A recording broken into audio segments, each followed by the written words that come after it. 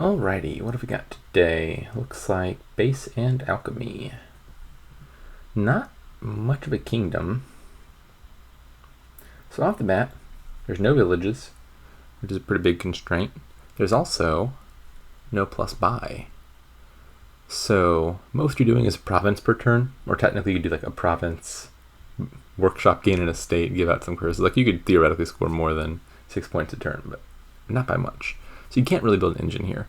Lack of gains, I think, being the biggest thing. Lack of actions also being relevant. But if you had like if you had a market here, you could still build an engine.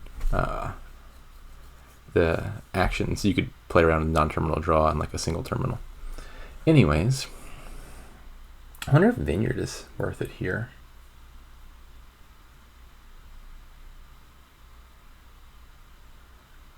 So I basically see two possible decks. If you ignore Vineyard, I think you probably take a single apprentice for thinning, take a militia, few labs, and then you just buy provinces. Maybe that deck plays with a bandit, but I think probably not even. Like you can't play both bandit and militia, and you can get thin enough and have enough draw that you're just playing your militia every turn. So probably just like a little bit of thing, a bit of draw, a silver or two, some merchants, maybe even buy a gold or two, and then you buy provinces. Pretty straightforward. Vineyard, I think, will probably involve just like opening with some workshops. You play your workshops a bunch, gain a bunch of harbingers and merchants. You buy the vineyards. Can you get those up in points in time to beat provinces? The money deck would have to take 8 provinces to win. You're basically just gaining vineyards and actions. You're limited on gains. Max you're gaining per turn is 2 with workshop plus a single buy. So you don't really have time to like gain duchies alongside the vineyards, I don't think. So you'd need 18 actions plus 8 vineyards. It's like 26 gains. You're not gaining 2 things every turn. You're not finding your workshop every single turn, I don't think. So 26 gains is probably going to take something more like 17, 18 turns. I don't know exactly. But big money does not do 8 provinces very fast. So that's still sounding like it might be viable.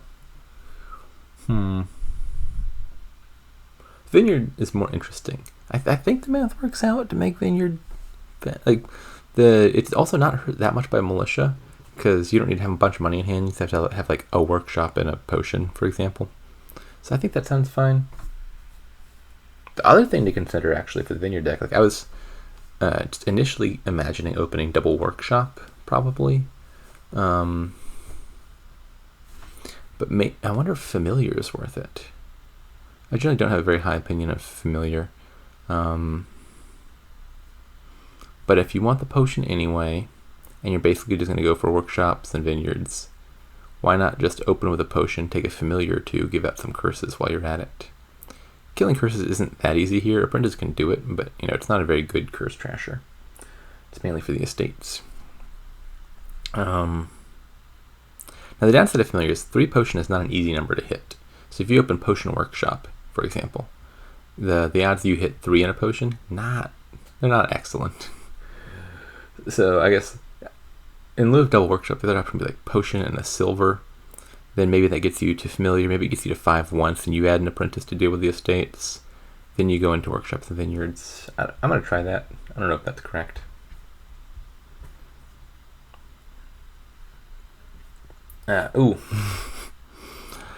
Militia is a possible counter argument. It applies out less so as player 1. Obviously, militia makes it additionally hard to hit 3 in a potion. Like you literally can't hit 3 in a potion under a militia attack unless your potion lines up with your silver, because the most you could have is potion copper in hand. Now as player 1, the only chance I get hit with militia on my first reshuffle is if the bot has militia in its turn 3 hand. Whereas if you're player 2 and player 1 has militia in either their turn 3 or turn 4 hand, you're getting hit. Please. I can't complain. I managed to hit 5 on turn 3, which is still very good. But man, if they hadn't drawn this militia, hitting apprentice plus familiar is just like the best my deck could possibly have asked for. Didn't quite get that much. Alright, I'll take a workshop now. Please no militia. Oh, they can't militia me here. Literally not possible. Alrighty. Got me a familiar. Ooh, I hit 5. I didn't expect this deck to hit 5 so much. Like, the plan was maybe spike 5 once and take an apprentice. I guess Harbinger is not going to be a bad card here. And a laboratory.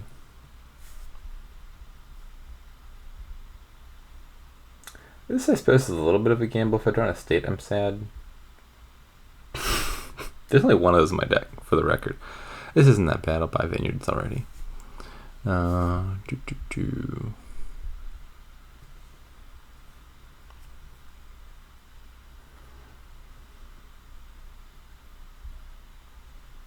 Alright, well, I'll buy nothing then, if you insist. I think Harbinger is not going to be a bad card in this deck, just because I don't really expect to have deck control. I mean, I'm closer to that than I expected, because I managed to get an apprentice and a laboratory, which is far from guaranteed. But I'm not planning on getting fully thin or adding that much draw. I mostly just want to shove my deck full of like workshops and vineyards and stuff. And so with a thick deck, it might take multiple turns to get through the shuffle, in which case Harbinger actually has some value. But on average, Harbinger often ends up doing something like this, where you find it at the top of a shuffle and there's nothing in your discard and it has no use. But I think as this game goes on, Harbinger actually might end up being helpful some of the time. Like if I got one potion in my deck and I find it at the top of the shuffle, I just top deck it repeatedly and manage to get consistent value out of it. Okie dokie. Probably Familiar's most important to play. Could be Workshop as well.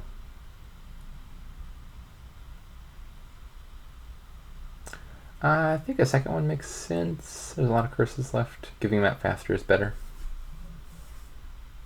This doesn't matter. I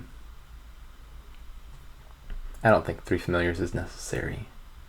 Okay, never mind, it does matter. It matters a little bit. If I had the coppers in hand, I could have trashed here, and now I can't.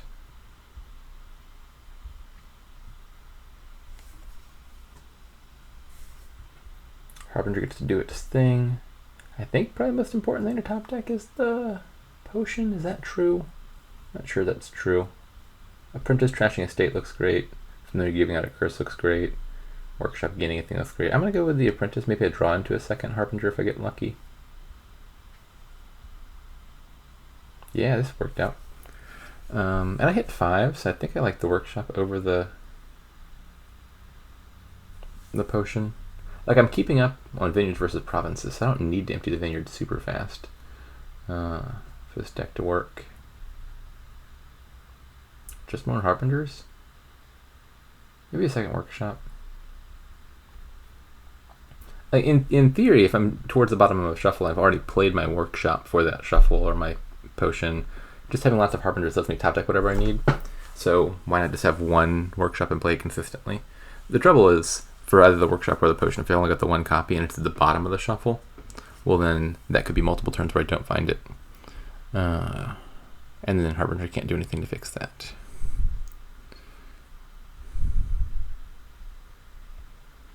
If this were more of a rush, that would be a good argument for a second potion as well.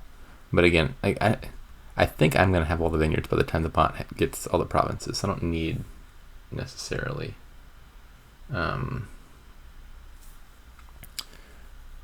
to have 2 potions and hit the vineyards fast. I discarded the Workshop over the Familiar because I figure keep the draw cards in hand. There's a good chance I find a Harbinger and can put it back on top. Probably potion's more important. If I can only take one, I'd love to be able to also find the Workshop if possible, and I can. Lovely.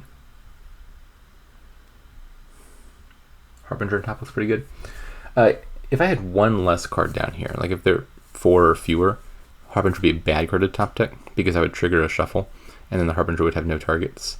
But with 5 here, and then 6 after top decking, the Harbinger is going to be able to top deck something before I reshuffle.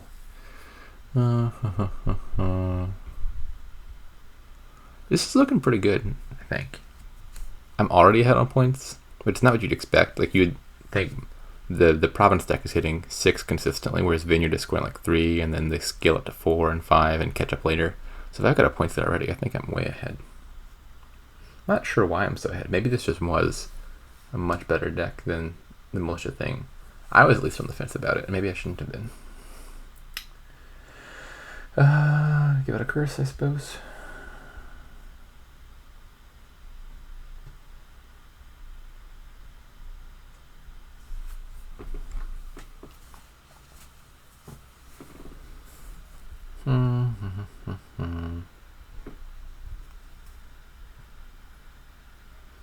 Oh, I just noticed that the bot has 3 duchies, and I think this is definitely a big mistake. The bot loves duchies, and in a big money mirror, I think buying duchies fairly early can actually be sensible a lot of the time, because it's just about grabbing lots of points.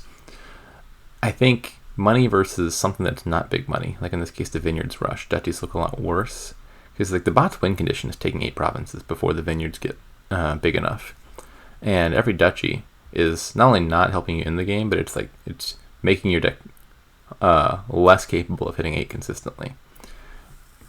And so, like, big money versus big money, you take duchies on 5 at a fairly early point. Big money versus something else, you're trying to take provinces as quickly as you can to cause the game to come to a close, and duchies are the opposite of that. That was probably a bad order. Should obviously play the Harbingers earlier on rather than later.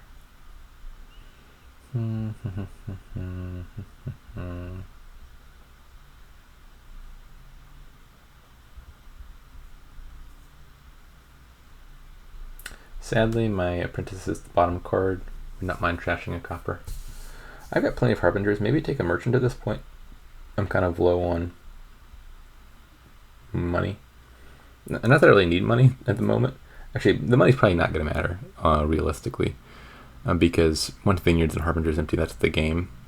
But in theory, like if Vineyards emptied and Harbingers weren't empty, then I would want money to buy duchies. It probably just doesn't make very little difference.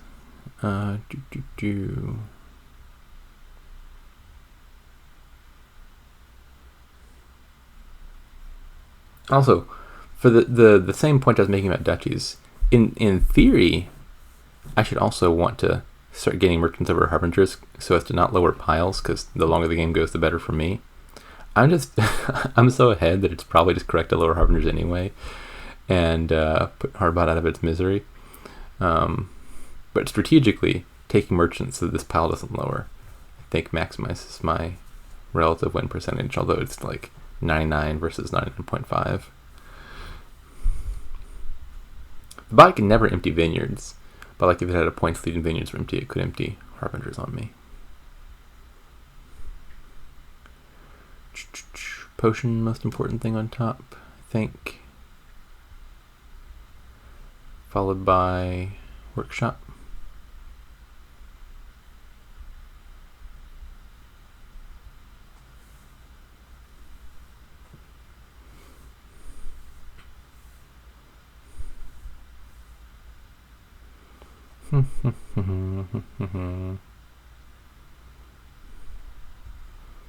Oh no, I've been militiaed.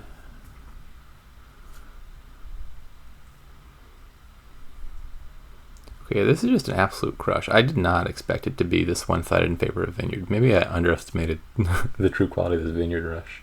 Or maybe the bot just had horrific shuffles. I don't know. I think the answer must just be that the Vineyard rush is stronger than I gave it credit for. Once again, I think Potion plus Workshop.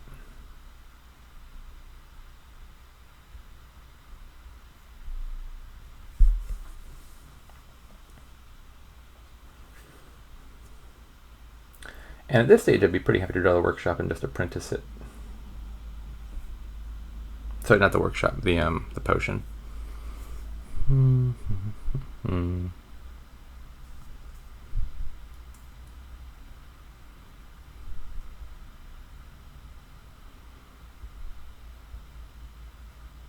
Potion, please? Nope.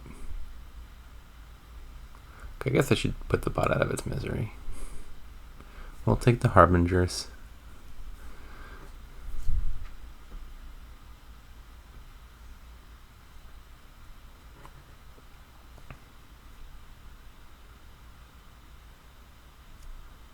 What you thinking about over there, Hardbot? Okay, so after deep deliberation, it chose to buy a copper. This is one of the situations where Hardbot knows it's lost, and then it gets a little bit stuck. Oh, this was a mistake. This was definitively a mistake. We'll see if I'm punished for it. I am not. With Harbinger and another thing in hand, it just obviously makes sense to play the Harbinger first and top deck something good, which my merchant can draw. Whereas if I do it in the reverse order, imagine I play the merchant and I draw a copper or a vineyard or something. Then I play my Harbinger, I can top deck something for next turn, but I can't get a good card in my hand this turn. As it turns out, my merchant drew another cantrip, and so I got lucky. But obviously I should have played the Harbinger first. And alas, my deck only hits more than like 2 if I find that silver.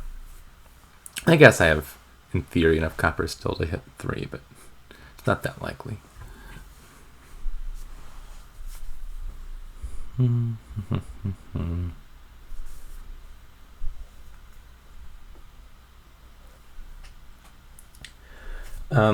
Were this game to be closer, it would probably be important to pay attention to the, what's the word I'm looking for? Is it parity? I don't know if parity is the right word. The amount of actions I have mod 3 to know when I'm going to get the vineyards bump. Like, imagine this were close on points. I would really need to know. Unfortunately, this Harbinger's not going to be able to top deck anything, but I couldn't have done anything about that because it's the bottom card. Anyways, it'd be important to know whether like taking this Harbinger bumps up my points or not. As it turns out, when you have a 30-point lead, you don't need to. But like, as a matter of good practice, it'd be important to know for piling out. Okay, yeah, based on this, I'm gonna say vineyards look pretty good.